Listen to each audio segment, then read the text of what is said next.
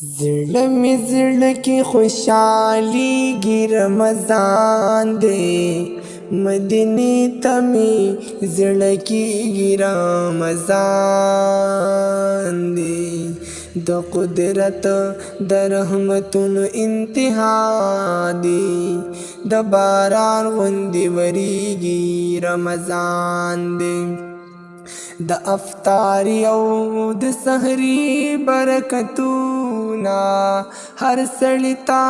ظاهریږي رمضان دی آئینې د زړونو او وینځي په ذکر زنګ د زړونو صفا کیږي رمضان دی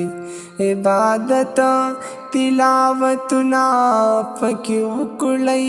نوافل په فرض بدلیږي رمضان دی